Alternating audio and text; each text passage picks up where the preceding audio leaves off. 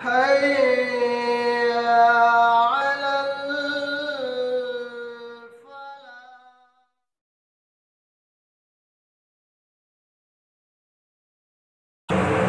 الحمد لله رب العالمين والصلاة والسلام على رسوله الكريم وبعد.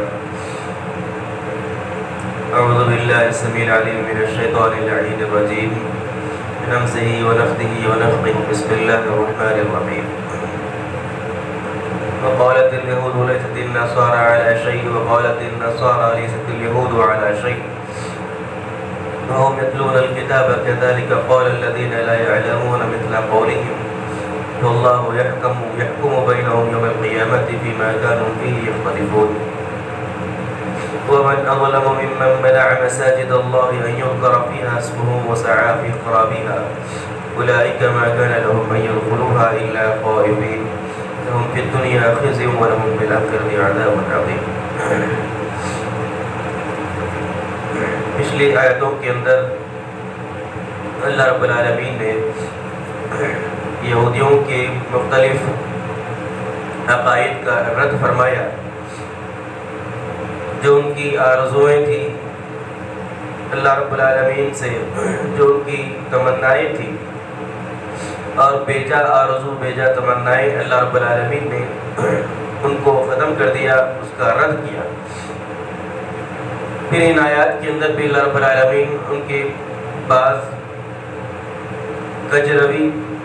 اور فکری گمراہی کا اللہ نے یہاں پہ ذکر کیا اور کہا کہ یہودی یہ کہتے ہیں کہ عیسائی حق پر نہیں ہے، وقالت النصارى ليست اليهود على شيء، اور عیسائی نصارہ یہ کہتے ہیں کہ یہودی حق پر نہیں ہے۔ تو یتلون الکتاب، اور یہ تمام لوگ اللہ رب العالمین کی کتاب کو پڑھنے والے ہیں، اس کی تلاوت کرنے والے ہیں۔ كذلك قال الذين لا يعلمون مثل قولهم، انہی کی باتوں کی طرح وہ لوگ بھی بات کرتے ہیں کہ جن کے پاس کوئی علم نہیں ہے۔ فاللہ یحکم بینہم یوم القیامۃ فیما کانوا فیہ یختلفون، اللہ رب العالمین قیامت کے دن ان کے درمیان فیصلہ کرے گا کہ جس میں یہ لوگ اختلاف کر رہے ہیں۔ ان آیاتوں میں اللہ رب العالمین نے یہودیوں اور عیسائیوں کی فکری گمراہی کے بارے میں ذکر کیا کہ یہود عیسائیوں کو یہ دعویٰ دیتے تھے کہ ان کے پاس کوئی حق موجود نہیں ہے، اور عیسائی یہودیوں کو یہ دعویٰ دیتے تھے کہ ان کے پاس حق موجود نہیں ہے۔ یعنی ایک دوسروں کو باطل، ایک دوسروں کو گمراہ قرار دیتے تھے، جبکہ اللہ تعالیٰ نے کہا کہ ان دونوں کے پاس اللہ کی نازل کردہ کتاب موجود تھی۔ یہودیوں کے پاس اللہ رب العالمین نے توریت نازل کی تھی، اس کے باوجود وہ لوگ یہودیوں کا، عیسائیوں کا انکار کرتے تھے۔ اللہ رب العالمین نے توریت کے اندر حضرت عیسیٰ علیہ السلام کی بشارت دی تھی، ان کے اوصاف بتلائے تھے، تو یہودی اپنی کتاب کو پڑھنے کے باوجود عیسیٰ علیہ السلام کا وہ انکار کرتے تھے اور عیسائیوں کو کہتے تھے کہ وہ حق پر نہیں ہے۔ اور عیسائی کو اللہ رب العالمین نے عیسائیوں کو انجیل عطا فرمائی تھی، انجیل کے اندر اللہ تعالیٰ نے حضرت موسیٰ علیہ السلام کا تذکرہ کیا تھا، اور اللہ رب العالمین حضرت موسیٰ علیہ السلام کے برحق ہونے کی دلائل اس میں پیش کیے تھے، لیکن عیسائیوں نے اپنی کتاب کو پڑھتے سمجھتے ہوئے حضرت موسیٰ علیہ السلام کا انکار کیا اور یہودیوں کو انہوں نے گمراہ قرار دیا۔ لہٰذا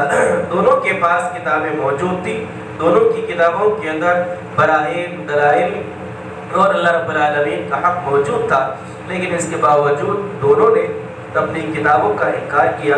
اور ایک دوسروں پر لعن طعن کرنے لگے۔ پھر اللہ نے کہا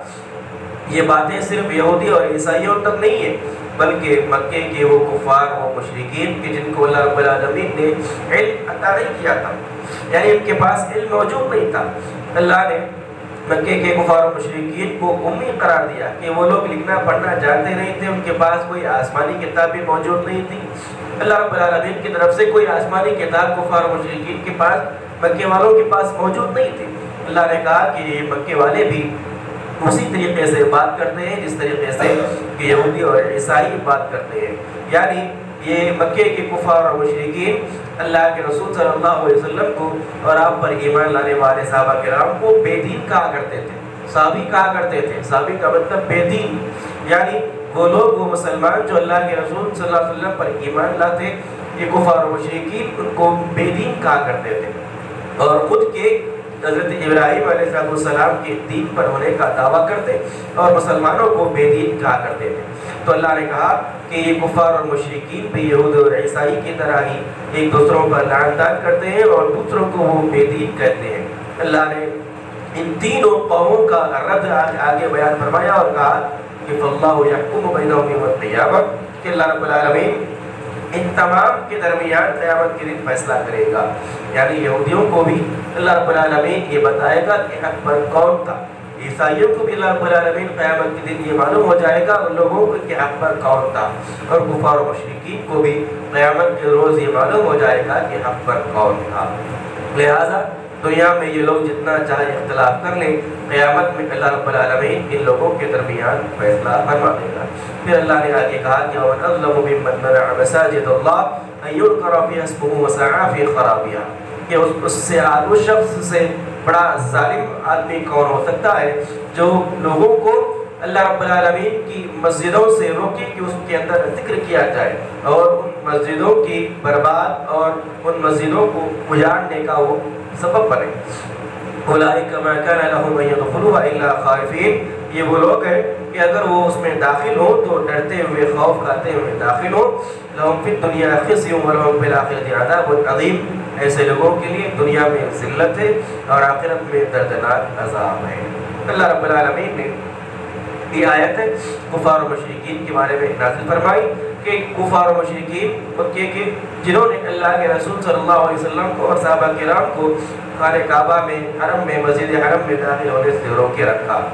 مکی زندگی کے اندر بھی بار بار اللہ کے نبی صلی اللہ علیہ وسلم اور صحابہ کرام کو یہ لوگ خانہ کعبہ کے پاس آنے, خانہ کعبہ کا طواف کرنے اور وہاں پر اللہ کے نبی کو نماز پڑھنے سے روکا کرتے تھے. اور جب ہجرت کر کے اللہ کے نبی صلی اللہ علیہ وسلم مدینہ گئے تو مدینہ جانے کے بعد بھی یہ لوگ صحابہ کرام کو مکے میں داخل ہونے نہیں دیتے تھے اور عمرہ کرنے, حج کرنے یا وہاں پر طواف کرنے, وہاں پر نماز پڑھنے کی اجازت صحابہ کرام کو اللہ کے نبی کو نہیں دیتے تھے. حتیٰ کہ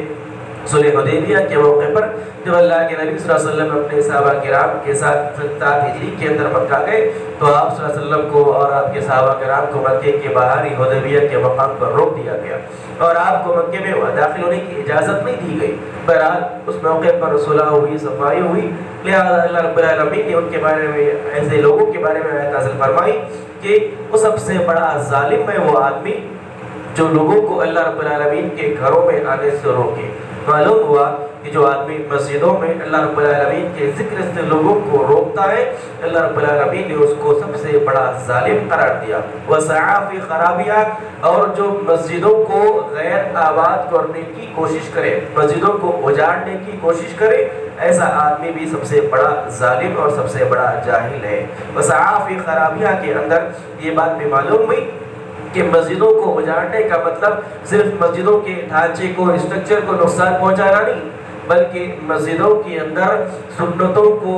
نہ اپنانا یا سنتوں کو نافذ کرنے نہ دینا, یہ بھی مسجدوں کو غیر آباد اور اجاڑنے کے برابر اور مساوی ہے. یعنی وہ مسجدیں کہ جن میں اللہ کے رسول صلی اللہ علیہ وسلم کی سیرت کو, آپ کی سنتوں کو نافذ نہ کیا جائے اور اللہ کے رسول کی سنت پر عمل کرنے سے روکا جائے اور وہاں پر اللہ کے نبی کی سنتوں پر عمل کرنے پر پابندی ہو, ایسی مسجدیں بھی اللہ رب العالمین نے کہا کہ ایسا آدمی بھی وہ مسجدوں کو غیر آباد کرنے والا, مسجدوں کو برباد کرنے والا ہے. اور مسجدوں پہ غیر آباد کرنا والا اور مسجدوں میں اللہ کے نبی کی سنتوں کو نافذ نہ کرنے والا آدمی وہ بھی اللہ رب العالمین کی نظر میں ظالم ہے. تو اللہ نے یہی بات یہاں پر بیان کی کہ مکے کے کفار و مشرکین جو اللہ کے نبی کو اور صحابہ کرام کو مکے میں داخل ہونے سے روکتے تھے, یہ لوگ بڑے ظالم ہیں. اور وہ لوگ بھی ظالم ہیں کہ جو اللہ کے رسول صلی اللہ علیہ وسلم کی سنتوں کو عمل کرنے نہیں رہتے مسجدوں کے اندر. اللہ نے کہا کہ لوگوں کے لیے, ایسے لوگوں کے لیے دنیا میں بھی عذاب ہے, دنیا میں بھی ذلت ہے, رسوائی ہے, اور آخرت میں اللہ رب العالمین کا تو عذاب ہے ہی. اللہ رب العالمین سے دعا ہے رب العالمین ہم تمام کو اللہ کے رسول صلی اللہ رب العالمین کی آیتوں کو پڑھنے, سیکھنے, سمجھنے, اس پر عمل کی توفیق عطا فرمائے. آمین. سبحانک اللہم و بحمدک, اشہد ان لا الہ الا انت, استغفرک و اتوب